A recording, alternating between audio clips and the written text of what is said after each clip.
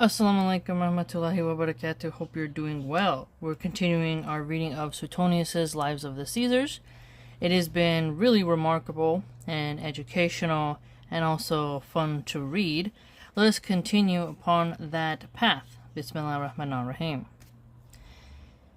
He issued an edict forbidding general kissing as well as the exchange of New Year's gifts after the calends of January. It was his custom to return a gift of fourfold value, and in person, but annoyed at being interrupted all through the month by those who did not have access to him. On the holiday, he did not continue it. So here, an edict for forbidding general kissing. I bet you if you told Christians today, hey, stop making out in public, they'd be like, oh, how dare you impose Sharia law. Sharia law. But here we see there was at least some decorum in Rome. He revived the custom of our forefathers that in the absence of a public prosecutor, matrons of ill repute be punished according to the decision of a council of their relatives. Oh, what is that? So, if you were a nasty, dirty woman, you were going to be in some trouble. So, let's put over here lewd women. And let's see.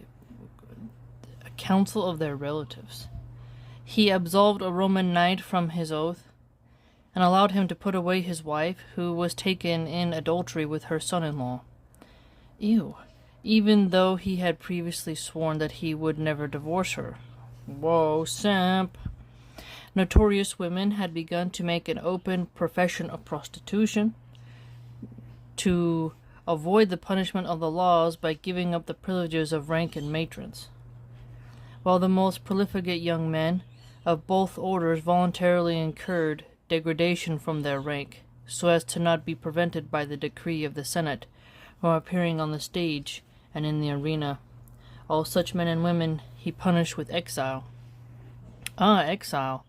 So if you were just a lewd fornicator, visiting the brothels, Peter Baelish style, you would get exiled, to prevent anyone from shielding himself by such a device.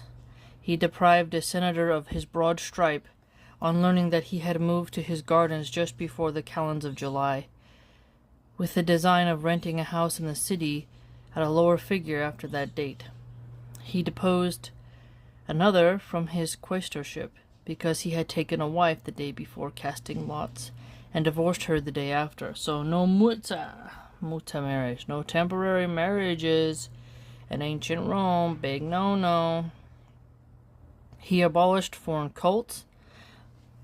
Interesting. Especially the Egyptian and the Jewish rites, compelling all who were addicted to such superstitions to burn their religious vestments and all their paraphernalia. Ooh. Ben Shapiro, he's like, how dare you, his eyebrows staring at you. Those of the Jays who were of military age, he assigned to the provinces of less healthy climate, ostensibly to serve in the army.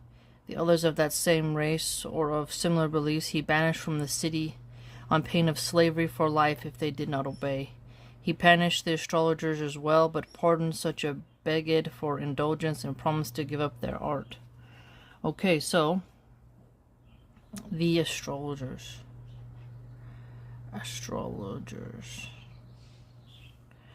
He gave special attention to securing safety from prowling brigands and lawless outbreaks. He stationed garrisons of soldiers nearer together than before throughout Italy. While at Rome, he established a camp for the barracks of the Praetorian cohorts, which before that time he had been quartering them in isolated groups in divers lodging houses. He took great pains to prevent outbreaks of the populace and punish such as occurred with utmost severity.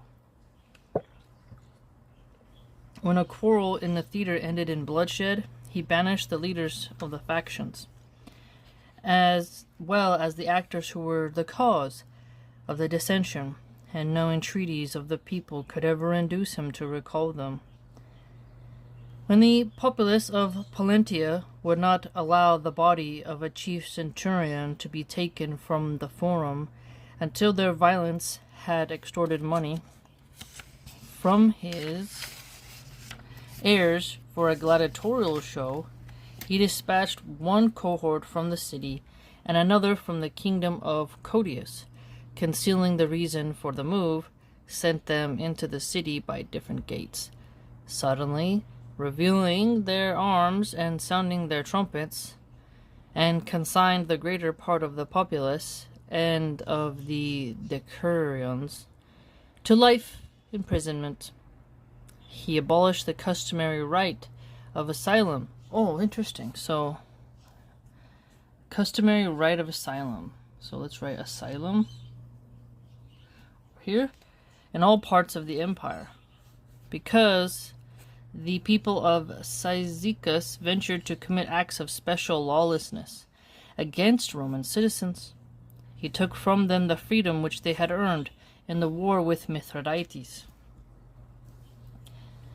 He undertook no campaign after his ascension, but quelled outbreaks of the enemy throughout his generals, and even this he did only reluctantly, and of necessity. Such kings as were disaffected and objects of his suspicion he held in check, rather by threats and remonstrances than by force.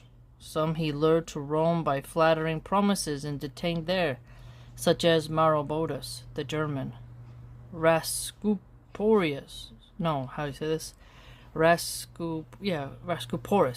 the Thracian, and Archelaus of Cappadocia, whose realm he also reduced to the form of a province. For 2 whole years after becoming emperor, he did not set foot outside the gates. After that he went nowhere except to the neighboring towns at the farthest Antium. So we're learning quite a lot about Tiberius here. And even that very seldom and for a few days at a time, he often gave out that he would revisit the provinces too, and the armies, and nearly every year he made preparations for a journey by chartering carriages and arranging for supplies in the freed towns and colonies.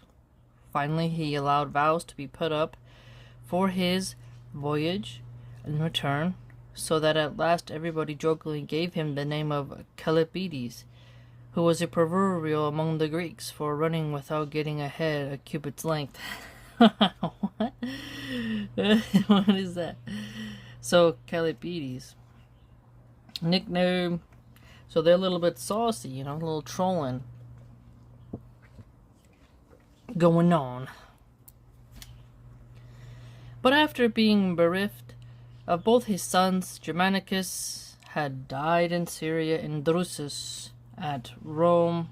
He retired to Campania. So notice here, Augustus's 2 grandsons died, and then here we see Tiberius's 2 sons die. And almost everyone firmly believed and openly declared that he would never come back, but would soon die there. And both predictions were all but fulfilled, for he did not return again to Rome. And it chanced a few days later that he was dining near Terracina, in a villa called the Grotto. Many huge rocks fell from the ceiling and crushed a number of the guests and servants, while the emperor himself had a narrow escape.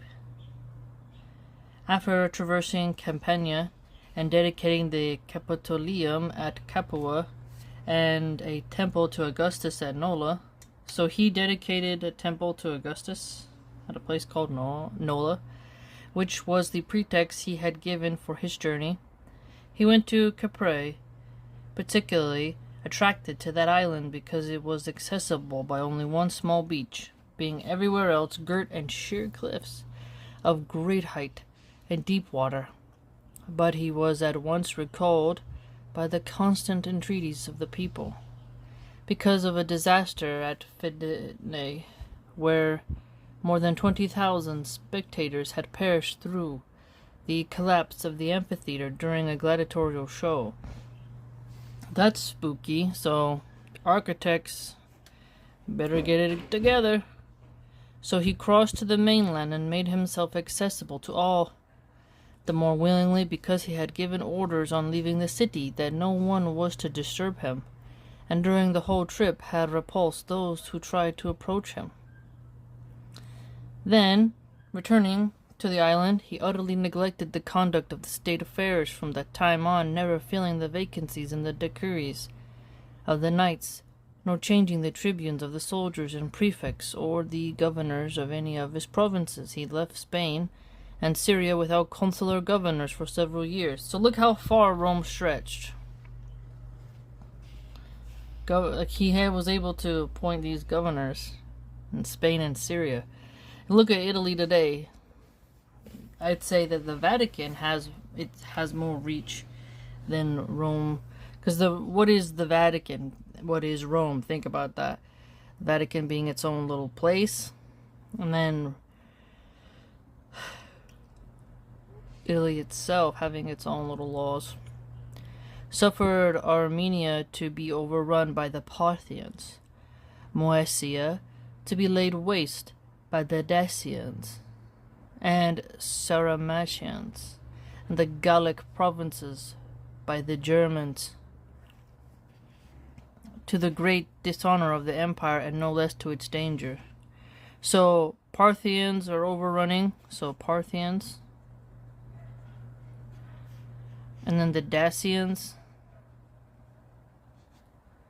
and then the Sarmatians, we got Germans. The Germans. Sarmatians. Always causing trouble, damn Germans. Moreover, having gained the license of privacy, and being as it were out of sight of the citizens, he at last gave free rein at once to all the vices which he had for a long time ill concealed, and of these I shall give detailed account from the beginning, even at the outset of his military career. His excessive love of wine gave him the name Biberius instead of Tiberius, and Chaldeus for Claudius, and Nero for Nero. Later, when the emperor, and at the very time that he was busy correcting the public morals, he spent a night and 2 whole days feasting and drinking with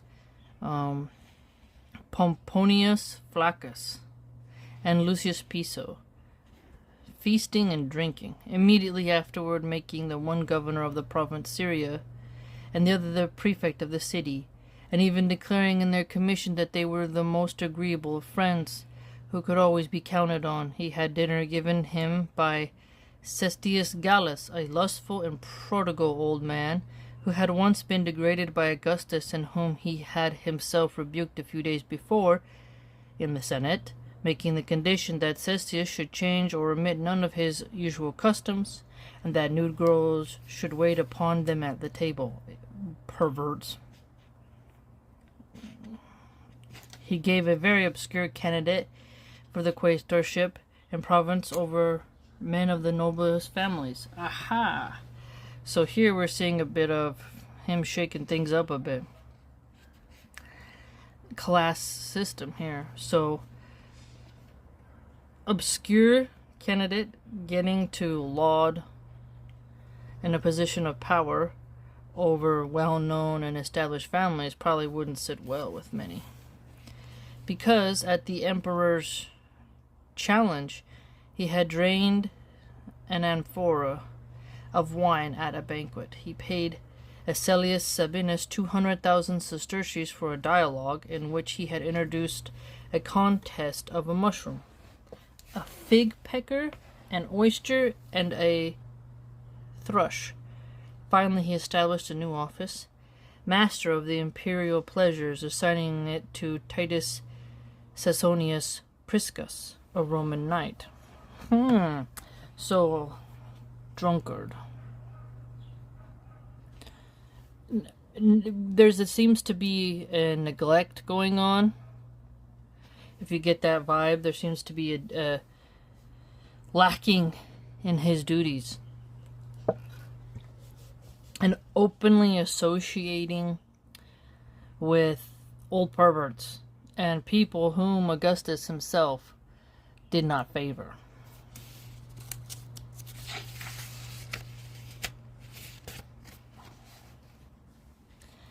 How grossly he was in the habit of abusing women, even of high birth, is clearly shown by the death of certain Malonia.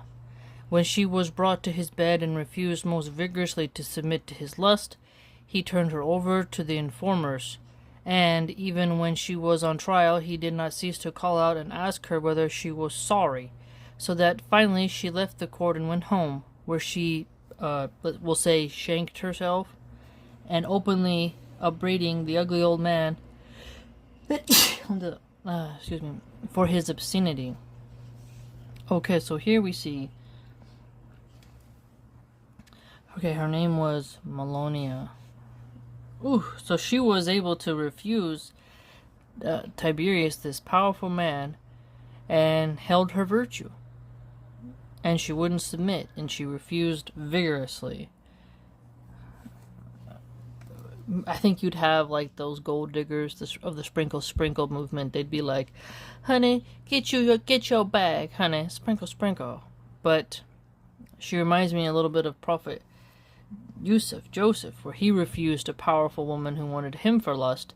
Here we see a woman not wanting to engage in such behavior. She had such honor, even though that type of self-punishment isn't allowed in Islam. You're not allowed to do self-deletion. You're not allowed to do that in Islam. I read the hadith. You're not allowed. Sahih Bukhari. But here we see that she preferred that than to do something with Tiberius. That's wow. Hence a stigma put upon him at the next plays in the Attilan farce was received with great applause and became current, that the old goat was licking the does. Ew. Yeah, there's a hadith that talks about an old man with lust, and that's like a very sinful bad man. Like I'm butchering the wording, but it's Sahih. I remember it said it's talking about sinful types of people, and one of it was a fornicating old man. And here we see that he's aging, yet he's still engaging in such lewd and disgusting behavior. And it also shows you, just when you get old, give reprieve to the poor women. Some men, they just push themselves on people instead of just being decent. So may Allah subhanahu wa ta'ala protect us and guide us. In money matters, he was frugal and close, never allowing the companions of his foreign tours and campaigns a salary, but merely their keep. Only once did he treat them liberally, and then through the generosity of his stepfather, when he formed 3 classes according to each man's rank, and gave to the first 600,000 sesterces, to the second 400,000, and to the third, which he called one not of his friends but of his Greeks, 200,000. So, not being a spendthrift, could you say frugal? Could you say miser? Something to think about. Well, emperor, he constructed no magnificent public works. So, another thing here, public works. Trump wanted to do an Arch de Triomphe. Could it be, public work? We don't really need that. We need public parks. We need bridges. Our infrastructure is not doing pretty well. And last time I saw there was a grade C. Maybe there's been some generous journalists who've been unfortunately bribed and pay off to count it as a B. But we are definitely lacking. Trump's doing a ballroom. It's not for the general public.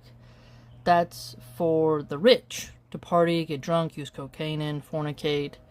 When he had a very lust-filled party at Mar-a-Lago, there was tons of prostitutes there, you can clearly tell. what their job is doing there. It's just heinous. Absolutely heinous. I mean, the Turning Point USA parties are well known for what they turn into. So, it's sick. But the parties and events that are common in the upper classes, or at least in that certain social political class, they don't benefit the people, and so any type of construction project for them, I don't think should be counted as a public works, more of a class work. So I think it's interesting here, this Tiberius did not do any magnificent public works. For the only ones which he undertook, the temple of Augustus and the restoration of Pompey's theater. So, restoration of Pompey's theater, a temple of Augustus. He left unfinished after so many years. He gave no public shows at all, and very seldom attended those given by others, for fear that some request would be made of him, especially after he was forced to buy the freedom of a comic actor named Actius. Having relieved the neediness of a few senators, he avoided the necessity of further aid by declaring that he would help no others unless they proved to the Senate that they were legitimate causes for their condition. I mean, that's fair. I just was watching some. I think he's Japanese or Chinese, but he's an should I say influencer? A commentator, and he was pointing out how streamers in China, when they're poor, they stream, they don't beg in the street, and that they kept catching people lying about their stories. And one lady, she was saying, I live in this rural village and sell walnuts and only potatoes. And she didn't really live there, she just filmed in a random field, and she would buy walnuts wholesale, resell them, so she was lying.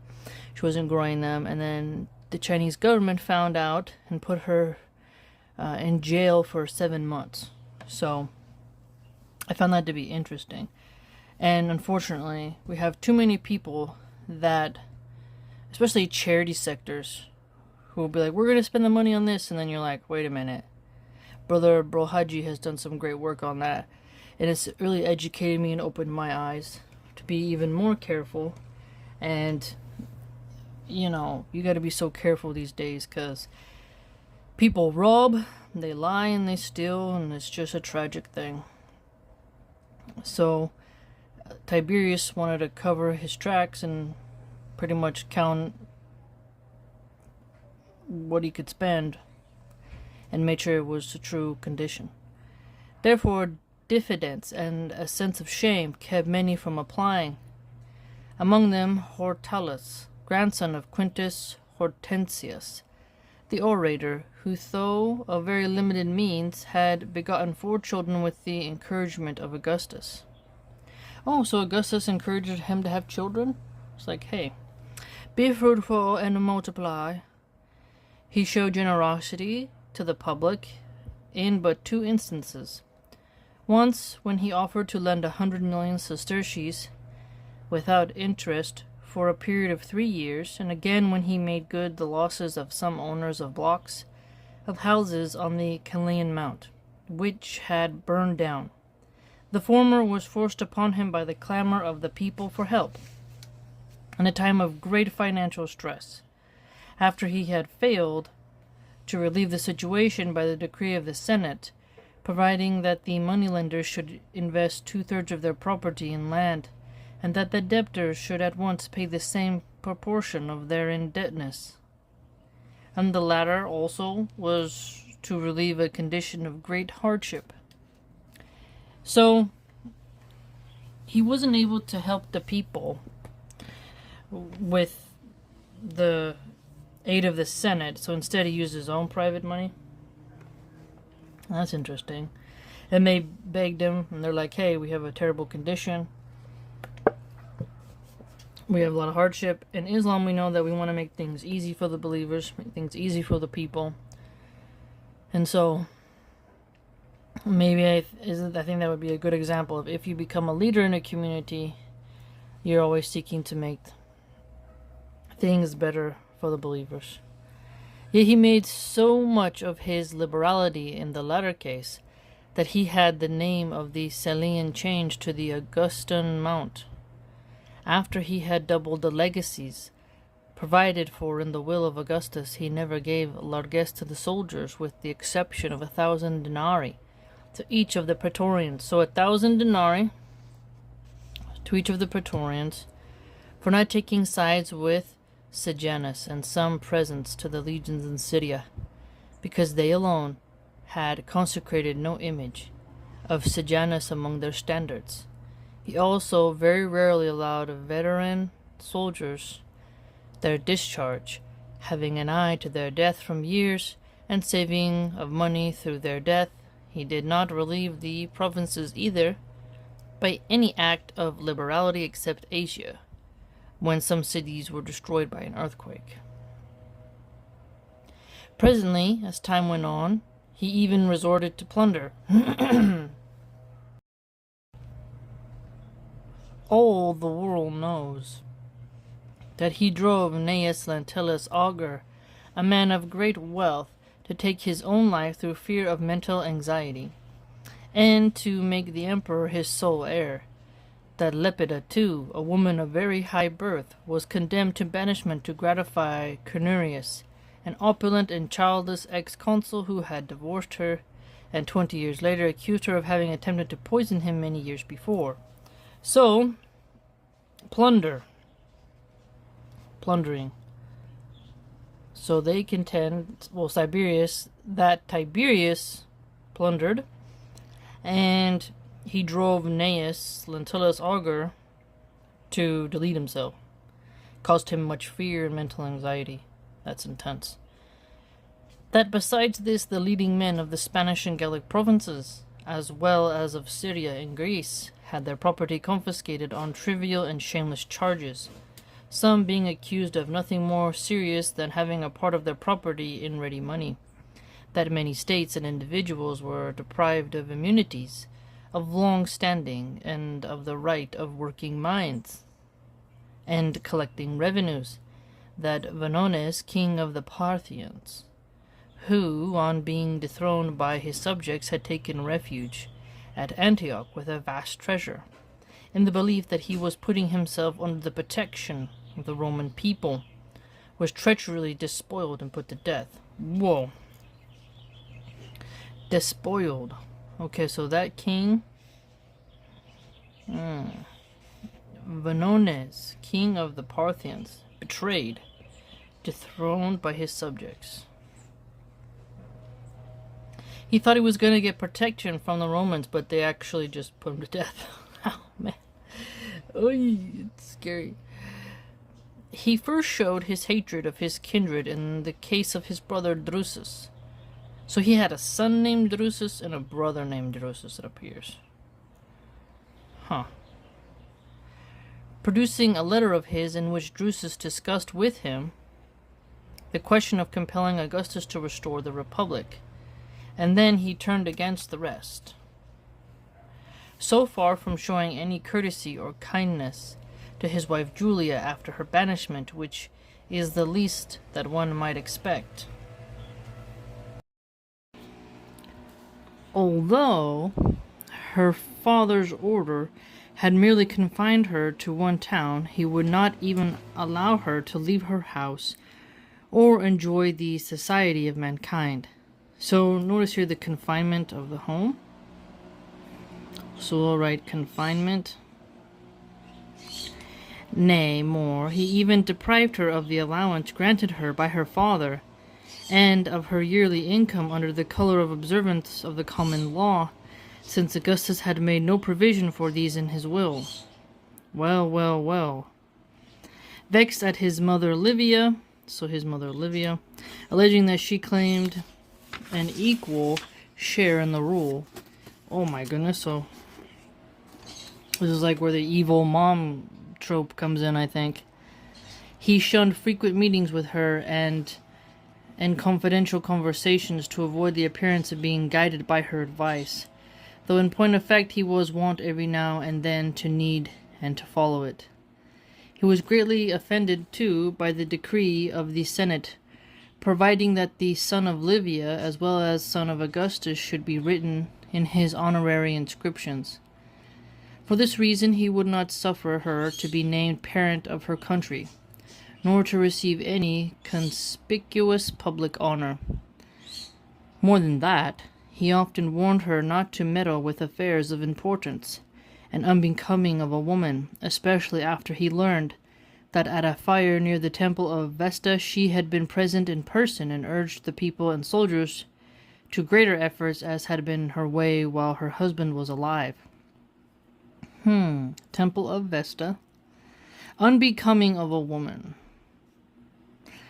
I remember reading in At-Tabari, I think was it volume 5 or something, but there was also a ruler guy, can't remember his name, but he told his mom to kind of go away, and she participated in leading to his assassination.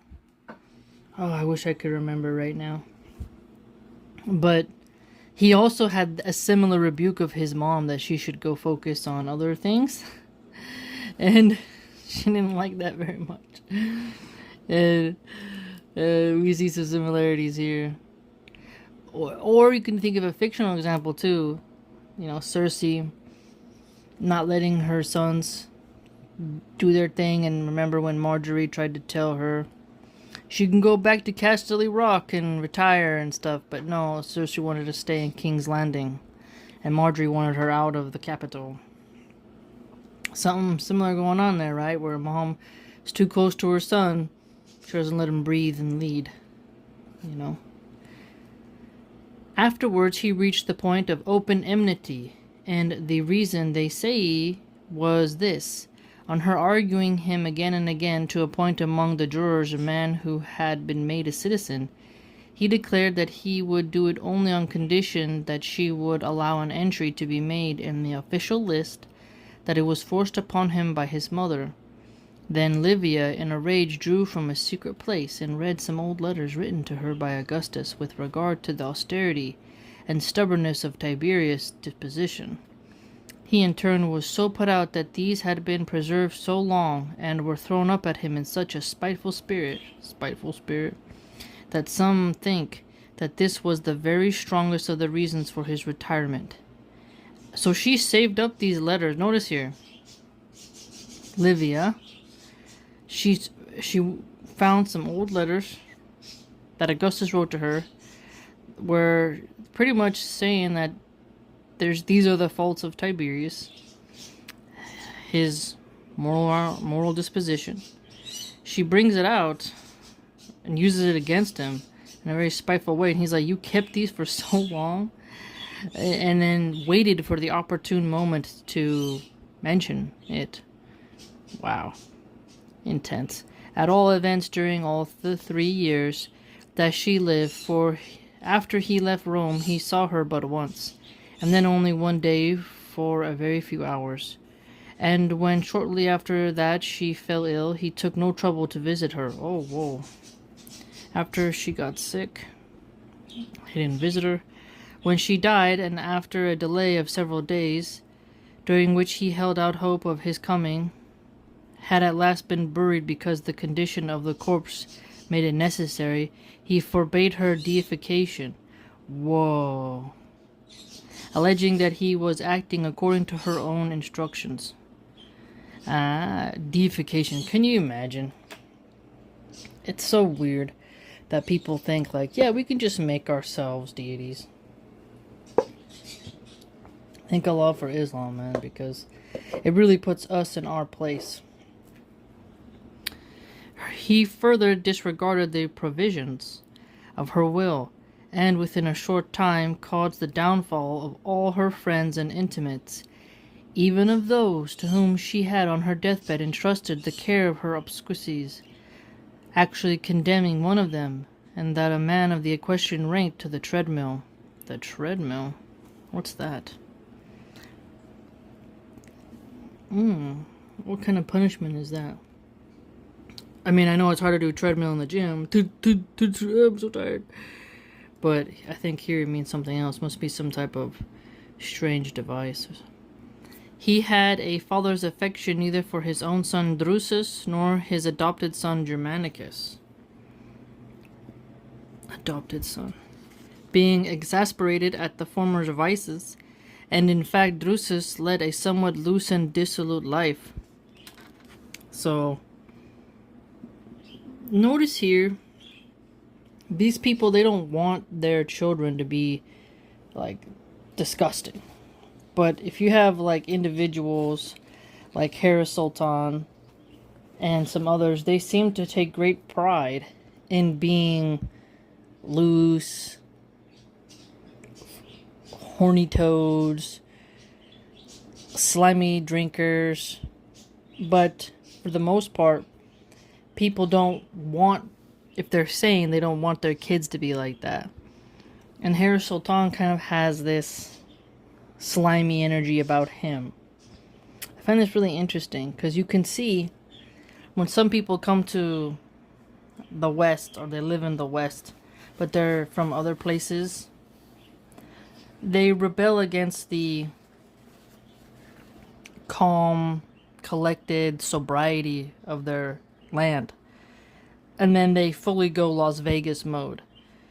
Full-blown Miami mode. And they're just binge drinking, going through as many women as possible, playing STD roulette. And they think that's part of the height of American culture. And then they turn around and tell actual born Americans who like Islam that they're backwards and primitive and barbaric because they don't want to drink, party, they want women to be modest and chaste. It's quite fascinating. So when we see Augustus had problems with his daughter, and then Tiberius having problems with his son, Drusus, you can see some lamentations of the fathers. They don't want to have degenerate, alcoholic, fornicating sons. They don't see that as something great. They don't want a P. Diddy son or an Andrew Tate son. They'd prefer, or an Adam 22 one. They want to have a noble, honorable offspring. And that's quite understandable. Therefore, even when he died, Tiberius was not greatly affected, but almost immediately after the funeral returned to his usual routine, forbidding a longer period of mourning, nay, more than a deputation from Ilium offered him somewhat belated condolences. He replied with a smile, as if the memory of his bereavement had faded from his mind, that they too had his sympathy for the loss of their eminent fellow citizen Hector. As to Germanicus, he was far from appreciating him. Interesting. That he made light of his illustrious deeds as unimportant, and railed at his brilliant victories as ruinous to his country. He even made complaint in the Senate when Germanicus, on the occasion of a sudden and terrible famine, went to Alexandria without consulting him. It is even believed that he caused his death at the hands of Gnaeus Piso, governor of Syria, and some think that when Piso was tried on that charge, he would have produced his instructions, had not Tiberius caused them to be taken from him when Piso privately showed them, and the man himself to be put to death. Because of this, the words "Give us back Germanicus" were posted in many places and shouted all at night, all over the city. And Tiberius afterwards strengthened this suspicion by cruelly abusing the wife and children of Germanicus as well. Oh boy. So Tiberius was not kind to his grandchildren. When his daughter-in-law, Agrippina, was somewhat outspoken in her complaints after her husband's death, he took her by the hand and quoted a Greek verse, meaning, "Do you think a wrong is done to you, dear daughter, if you are not empress?" After that he never deigned to hold any conversations with her. Indeed, after she showed fear of tasting an apple which he handed her at dinner, he even ceased to invite her to his table, alleging that he had been charged with an attempt to poison her. But as a matter of fact, The whole affair had been prearranged that he should offer her the fruit to test her, and that she should refuse it as containing certain death. So an apple, Snow White. At last, how do you poison an apple, though? That's weird. At last, falsely charging her with a desire to take refuge now at the statue of Augustus, and now with the armies, he exiled her to Pandatoria. That's a funny name. Sounds like a place where a bunch of pandas are. So, at the statue of Augustus, she sought refuge with the armies, and then he exiled her. And when she loaded him with reproaches, he had her beaten by a centurion until one of her eyes was destroyed. Whoa. Dang, Agrippina, huh? Again, when she resolved to die of starvation, he had her mouth pried open and food crammed into it. Whoa. Worst of all, when she persisted in her resolution and so perished, he assailed her memory with the basest slanders, persuading the Senate to add her birthday to the days of ill omen, and he actually taking credit to himself for not having had her strangled and her body cast out on the stairs of mourning. He even allowed a decree to be passed in recognition of his remarkable clemency, in which thanks were offered him, and a golden gift was consecrated to Jupiter on the Capitol. Well, talk about having... Okay. The worst father-in-law, worst father-in-law. You've heard of the wicked stepmother and all that kind of stuff, and creepy uncles. But father-in-law, like, this beats father-in-law.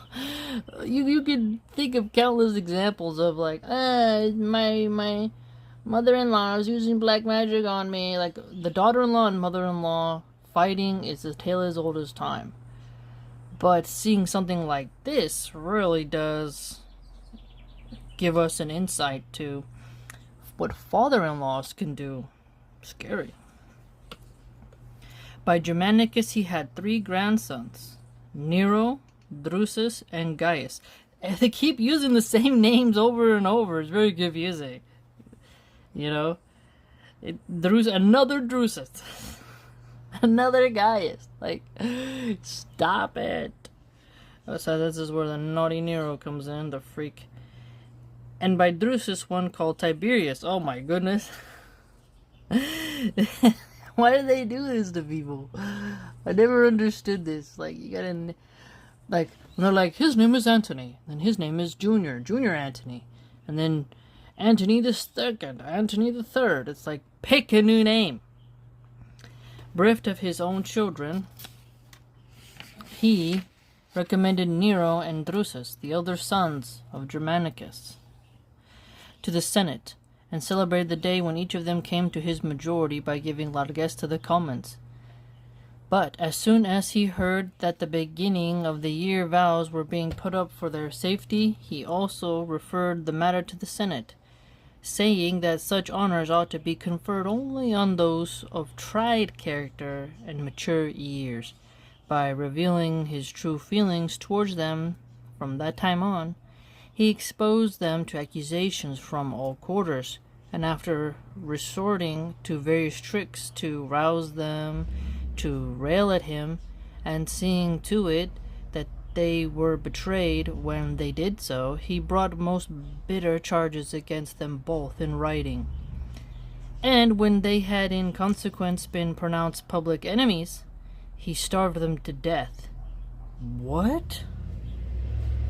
He's really mean to his... Dang, man. So he's like cruel to his family. So his mom and him have this weird relationship. I mean, dang, it's like, now he was mean to his daughter-in-law. Just can't seem to get along with anybody. What has power done to this man? Nero on the island of Pontia, and Drusus in a lower room of the palace. Whoa. It is thought that Nero was forced to take his own life, since an executioner who pretended that he came by authority of the Senate, showed him the noose and hooks, but that Drusus was so tortured by hunger that he tried to eat the stuffing of his mattress, while the remains of both were so scattered that it was difficulty that they could ever be collected. Whoa. That's dark.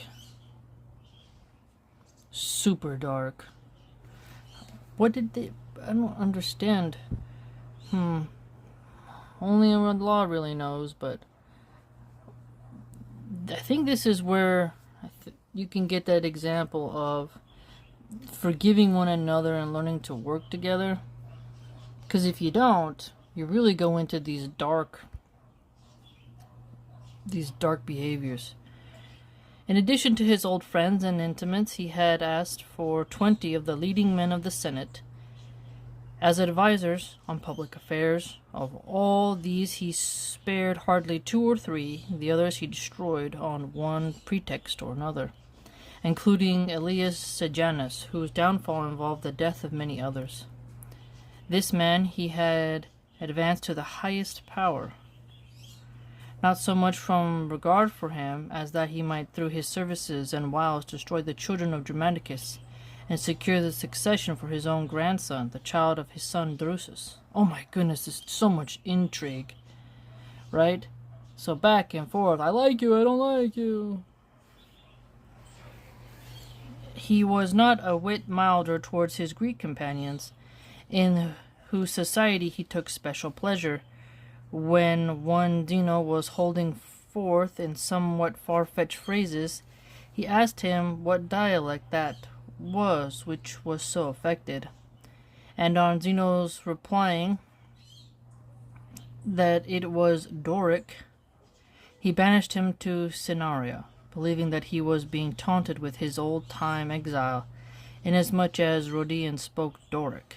He had the habit, too, of putting questions at dinner suggested by his daily reading, and learning that the grammarian Seleucus inquired of the imperial attendants what authors Tiberius was reading, and so came primed. He at first banished the offender from his society, and later even forced him to to delete himself. So wow. He's causing quite a lot of people to do that to themselves. Why is this tradition so popular of people doing that to themselves? Why can't they just run away? I don't get it. Why can't they just escape, leave the city, get a donkey, get some food, go?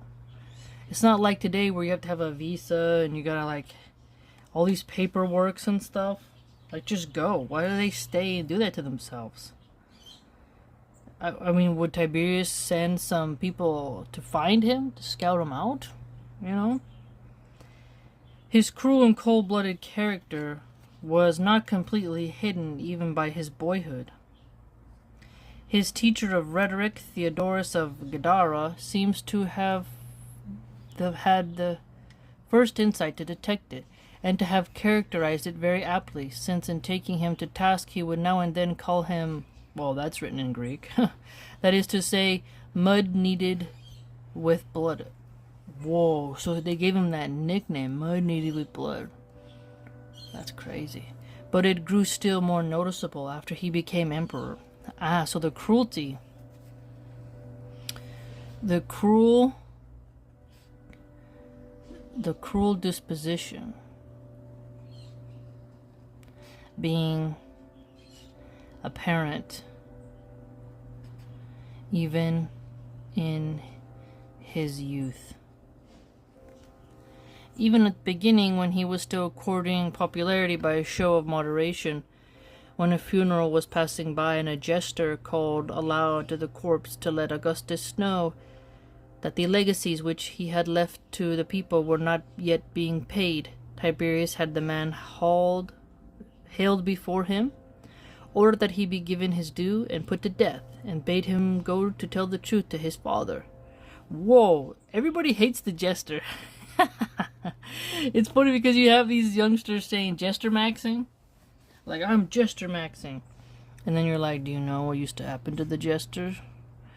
And you think of the comedians like Andrew Schultz, the Grammy one, even sometimes Theo Von. He's okay, Theo Von, but you know they bow.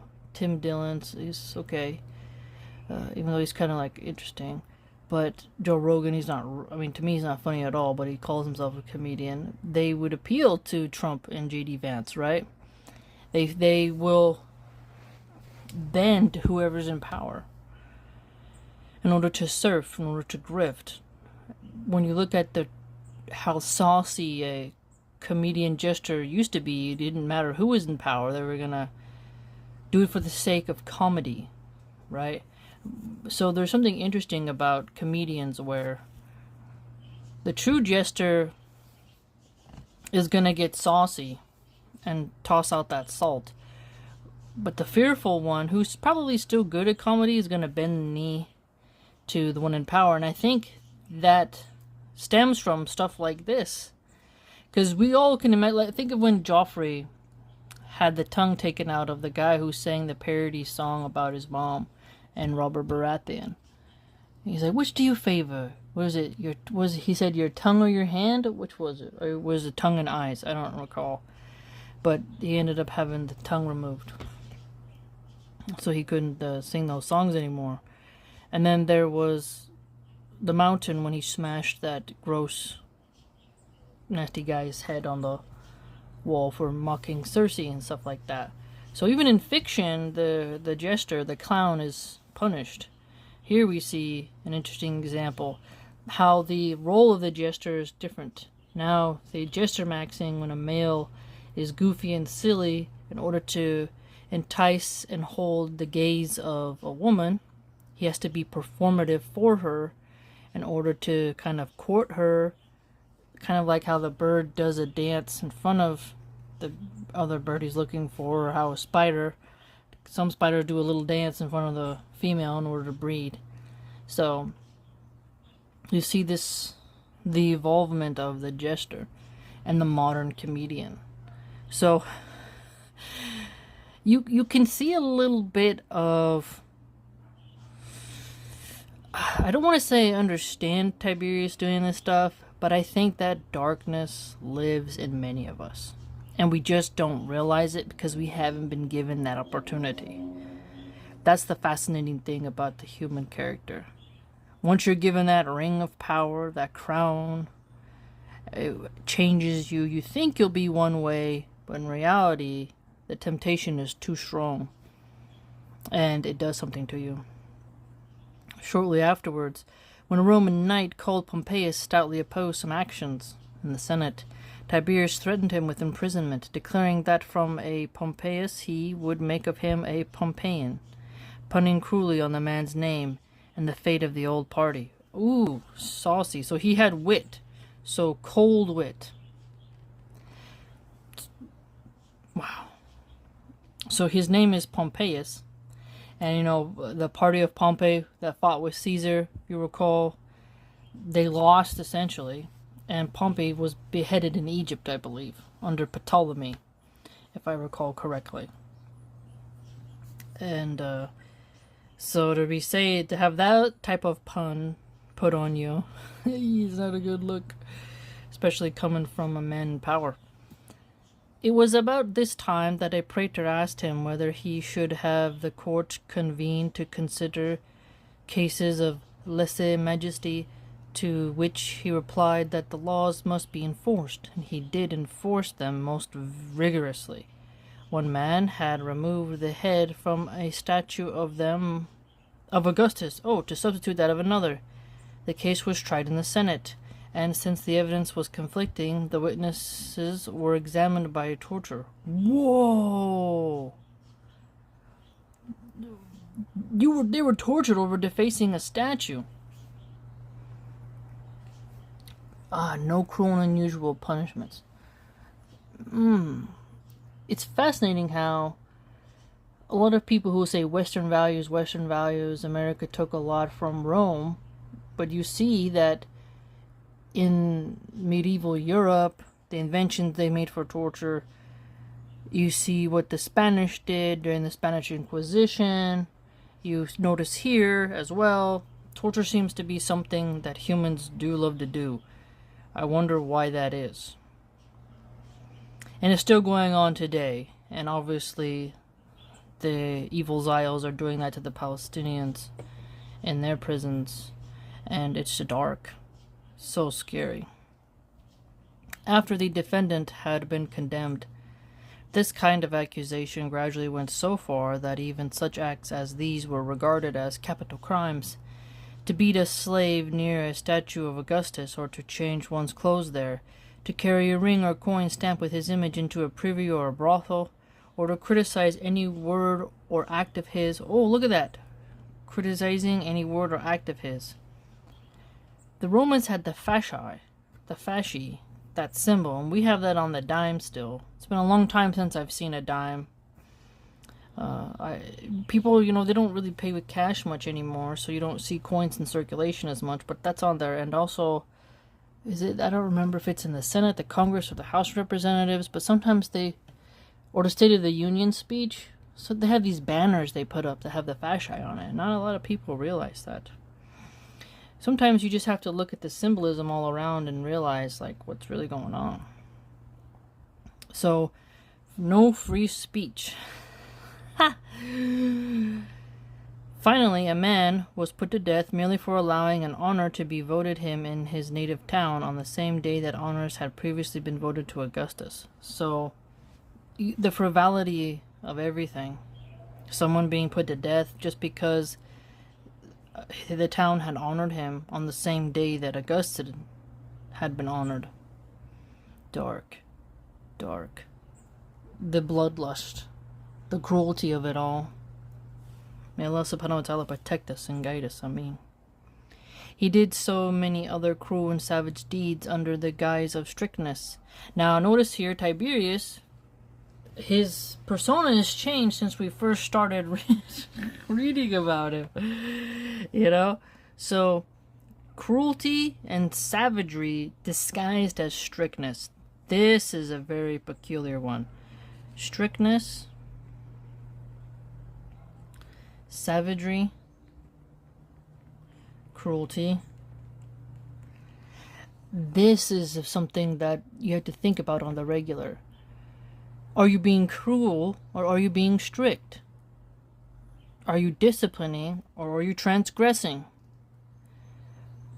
The details.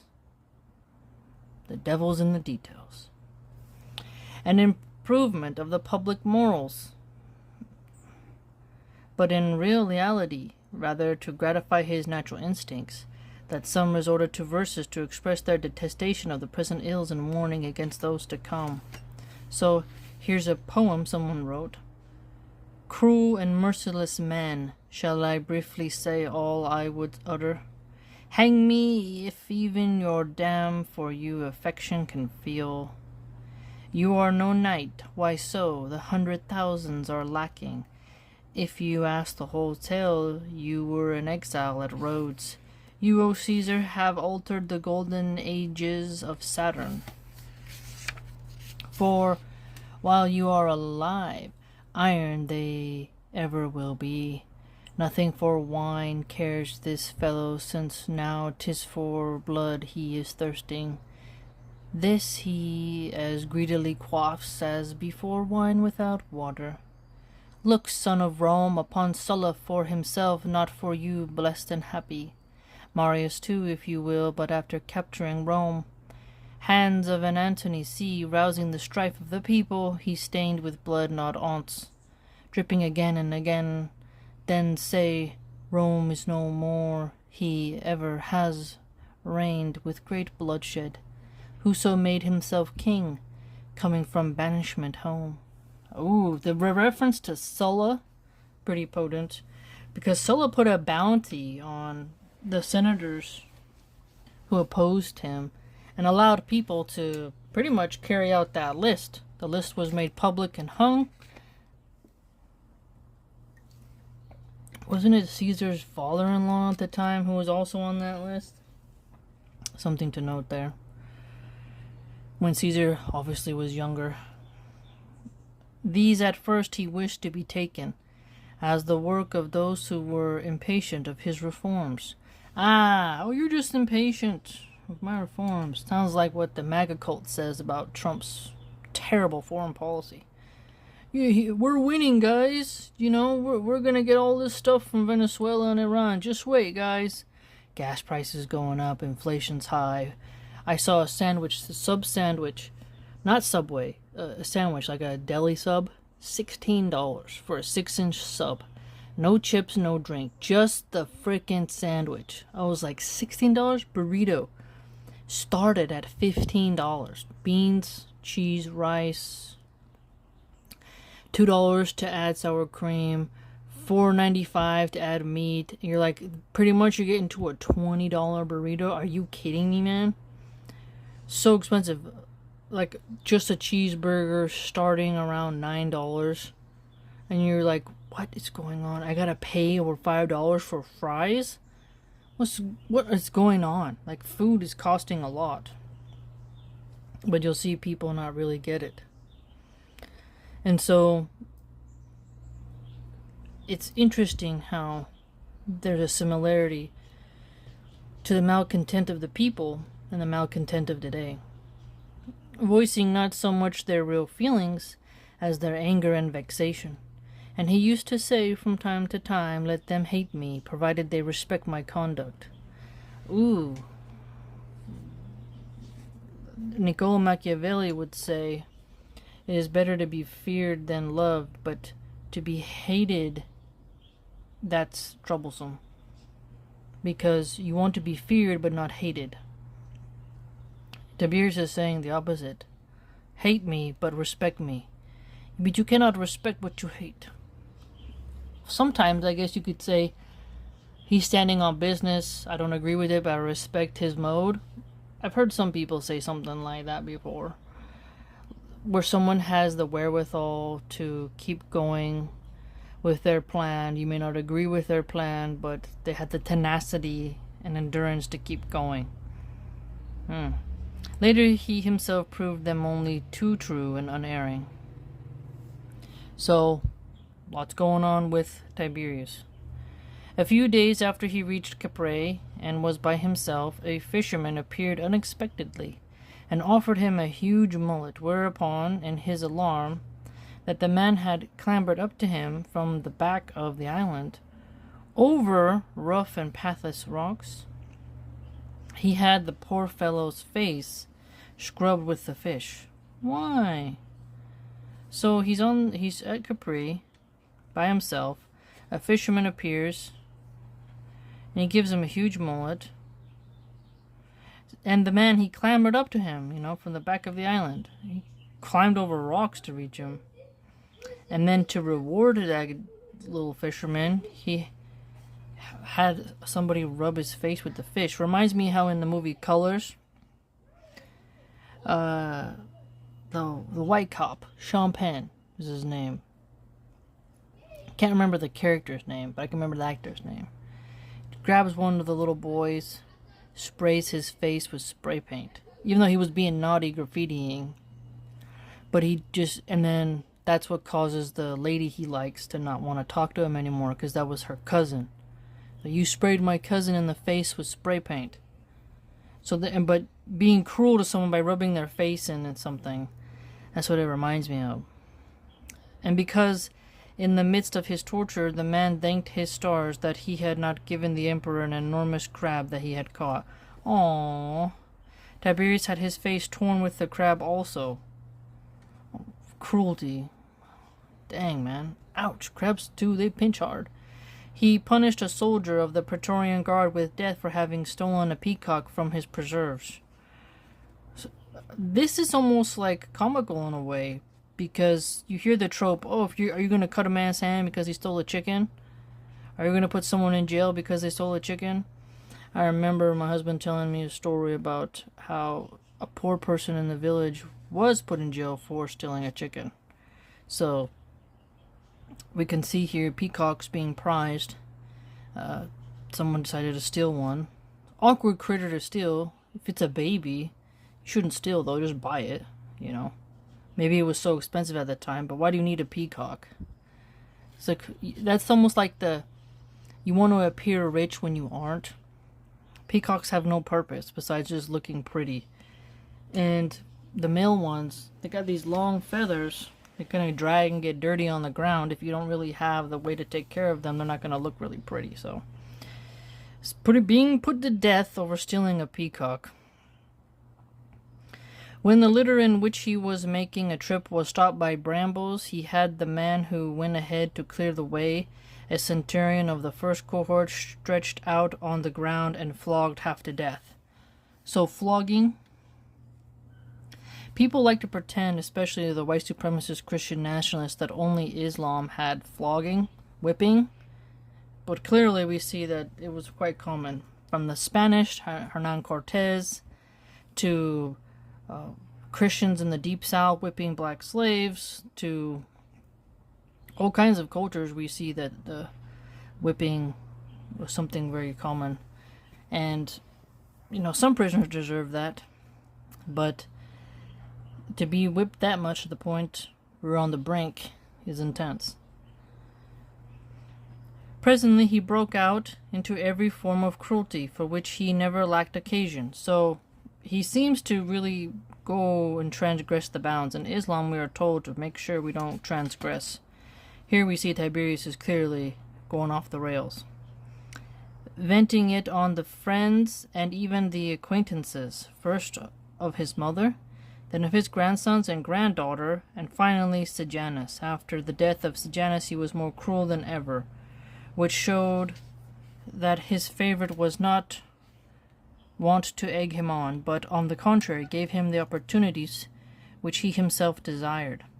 Yet in brief and sketchy autobiography which he composed, he had the assurance to write that he had punished Sejanus because he found him venting his hatred on the children of his grandson Germanicus. Venting his hatred. Venting his hatred. Well, what were you saying? Let's see. Whereas, in fact, he had himself put one of them to death after he had begun to suspect Sejanus and the other after the latter's downfall. So, pretty intense. Pretty intense. Scary. It is a long story to run through his acts of cruelty in detail. It will be enough to mention the forms which they took. As samples of his barbarity, not a day passed without an execution. So, heavy executions. But to be fair, America has lacked in that, and we have the highest prison population of women. We have a lot of full prisons, and a lot of prisons are packed to the brim. And the death penalty is expensive when it shouldn't be, and there's some people who, why are you going to spend food, shelter, and electricity on them when good people have to work, and some people they cannot be rehabilitated, so why are they on this earth? They should be churned into the nutrition for the soil, as they say. So I don't see executions necessarily as something bad. I guess it depends if you're truly guilty or not. Not even those that were sacred and holy, for he put some to death even on New Year's Day. Many were accused and condemned with their children, and even by their children. Oh, so this reminds me of like during the Cultural Revolution in China, I believe it was called, when the communists started to take over. Many reported that children would condemn their own parents, friends turning on friends. That same type of energy. The relatives of the victims were forbidden to mourn for them. Special rewards were voted the accuser and sometimes even the witnesses. The word of no informer was doubted. Ooh, so here you can see the corruption. It reminded me of when Duterte allowed people to take out drug dealers and drug users. They didn't verify sometimes, and I think put open season on the drug dealers, that's fine. But they didn't verify some claims, and some innocents were taken out. And then this caused people not to like that policy anymore. So you do have to doubt. Instead of believe all women, no, we're going to investigate. Okay, that's what we're going to do. Every crime was treated as capital. Even the utterance of a few simple words, a poet was charged with having slandered Agamemnon in a tragedy, and a writer of history, and if you're not familiar, Agamemnon, Homer's Iliad, stuff like that, and a writer of history of having called Brutus and Cassius the last of the Romans. Ooh! So Brutus and Cassius, they participated in shanking Caesar, if you recall, Gaius Julius Caesar. So someone wrote, like, they were the last true Romans, and Tiberius is like, yeah, you're getting murked for that. Ouch. The writers were at once put to death and their works destroyed, although they had been read with approval in public some years before in the presence of Augustus himself. Ooh. Now you can kind of see how freedom of speech really matters. But today the apps control the speech. Some of those who were consigned to prison were denied not only the consolation of reading, but even the privilege of conversing and talking together. Of those who were cited to plead their cause, some opened their veins at home. That's really sad. Feeling sure of being condemned and wishing to avoid annoyance and humiliation, while others drank poison in full view of the Senate. The Senate? So I wonder, did the senators know that was going to happen? Did they watch this as a display? Or it was like a sudden protest? I wonder if he'll give us details on that. So we see here raw history, which is very interesting. From one account, that is, only Allah knows truly what occurred in the reign of Tiberius. But it is fascinating to imagine, because remember, this text is 1,900 plus years old. Long time ago, my friends. So, to see, like, how rough things were, kind of shows you how, like, we always had to be thankful for times of peace. Yet the wounds of the former were bandaged, and they were hurried half dead, but still quivering to the prison. Every one of those who were executed was thrown out upon the stairs of mourning. Stairs of mourning. This is the second time we've heard that spot. And dragged to the Tiber with hooks, as many as 20 being so treated in a single day, including women and children. So children being punished quite cruelly under Tiberius. Since ancient usage made it impious to strangle maidens, young girls were first R-worded by the executioner and then strangled. Oh, so if you were a virgin, that's what they mean by maiden, your maidenhood. They were R-worded and then they were strangled. Pretty dark. Pretty dark. Those who wished to die were forced to live.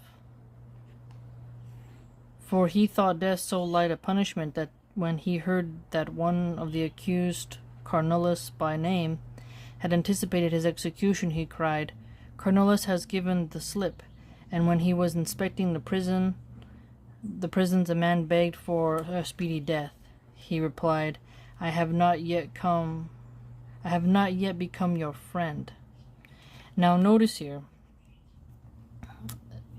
I think when they say the founding fathers did study ancient Rome, and they wanted to fix some of those ills. So no cruel and unusual punishments. Right to a trial by a jury of your peers. You can see how they truly didn't want this despotism and tyranny to reign. You also can see the faults of the constitutional republic, because you don't see these senators, these Roman senators or the elites, trying to fix this. And Tiberius, thus far, he didn't get the Caesar treatment. Notice how Caesar, he didn't do these kind of things from our knowledge, yet look how he was assassinated. You look at Tiberius and what's going on here, you can see that you wanted the strictness and the sort of society to become more tough and stern, but his conduct is becoming pretty intense, and his reforms are not really leading to a good energy going on here. So we should think about that.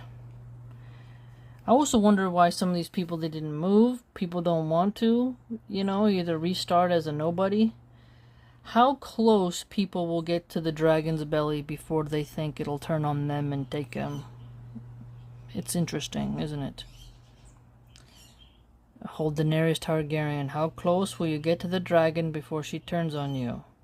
Will she take your advice, or will you have to turn the Spider Varys mode before the end? Something to think about. Wow. I hope you learned something. I know I did. Please like, comment, subscribe, share, and join the blog.